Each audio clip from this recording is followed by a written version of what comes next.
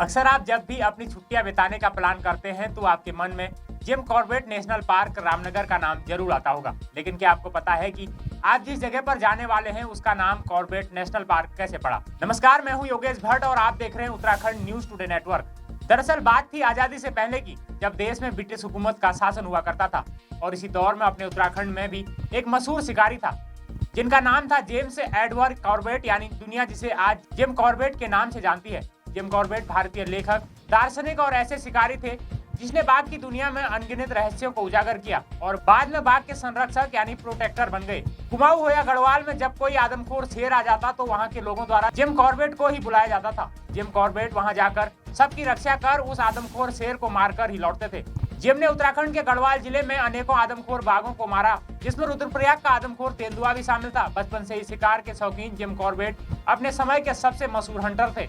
उनका सिद्धांत था कि वह सामान्य जानवरों का शिकार कभी नहीं करते थे, बल्कि केवल खूंखार हुए बाघ या चीते का ही शिकार किया करते थे।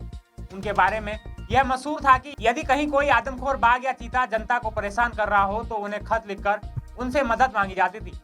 तब जिम तुरंत पहुंच जाते थे। सबको भरोसा रहता था कि जिम कॉर्बेट जरूर आएंगे। नेपाल में 234 से ज्यादा बाघ का शिकार करने वाली बाघिन कुमाऊं में आ गई। कुमाऊं में आने के बाद इसके शिकार लोगों की संख्या 436 तक हो गई थी। चंपावत में 436 लोगों का शिकार करने वाली आदमखोर बाघिन से भी जिम कॉर्बेट ने ही छुटकारा दिलाया था। हालांकि इस बाघिन के शिकार के लिए जिम कॉर्बेट को कुछ महीनों तक का इंतजार करना पड़ा।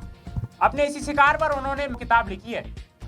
अपनी किताब में जिम ने शिकार के अनुभव और बाघों की प्रकृति पर चर्चा की है। शिकार के बाद जब उन्होंने आदमखोर बाघिन के शरीर का निरीक्षण किया तो पाया कि उसके चेहरे और शरीर पर गोली तथा अन्य हथियारों से चोट के निशान थे। इस तरह के अनुभवों के बाद जिम कॉर्बेट इस निष्कर्ष पर पहुंचे कि बाघ हो या चीता, खूंखार समझे जाने वाले ये जानवर आदमखोर नहीं होते, बल्कि जब इंसान इन पर हमला करता है तो ये उखड़ जाते हैं। इसके बाद जिम विचार से पलटे और उन्होंने बाघों की घटती संख्या को देखकर सिर्फ छाया चित्रकारिता ही अपनाई। जिम ने बाघों की कम होती आबादी के संरक्षण के लिए 8 अगस्त 1936 को नेशनल पार्क की स्थापना करवाई। उस समय गवर्नर माल्कन हेली के नाम से इस पार्क का नाम नेशनल हेली पार्क रखा गया। स्वतंत्रता मिलने के बाद इस पार्क का नाम रामगंगा नेशनल पार्क हुआ। स्वतंत्रता के बाद विश्व में जिम कॉर्बेट का नाम एक प्रसिद्ध शिकारी के रूप में फैल गया था। उत्तराखंड के 1318 वर्ग किलोमीटर में फैले रामनगर के इसी नेशनल पार्क का नाम 1852 में जिम कॉर्बेट के नाम पर रखा गया। जिम कॉर्बेट के पूर्वज 3 पीढ़ियों पहले आयरलैंड छोड़ भारत में बस गए थे। 25 जुलाई 1875 को नैनीताल में जिम कॉर्बेट का जन्म हुआ। जिम जब मात्र 6 वर्ष के थे तो उनके पिता का देहांत हो गया। जिम की प्रारंभिक शिक्षा नैनीताल के ओपनिंग स्कूल से हुई। बाद में सेंट जोसेफ कॉलेज में दाखिला लिया। लिहाजा जिम का बचपन नैनीताल जिले के कालाढूंगी के जंगलों में तीर और गुलेल के शिकार करके बीता। लेकिन आर्थिक स्थिति ठीक नहीं होने के कारण जिम पढ़ाई बीच में छोड़कर 18 वर्ष की उम्र में Bengal and north western railway Mokama Ghat Bihar जाकर फ्यूल इंस्पेक्टर की नौकरी करने लगे। उन्होंने करीब 20 सालों तक रेलवे में नौकरी की।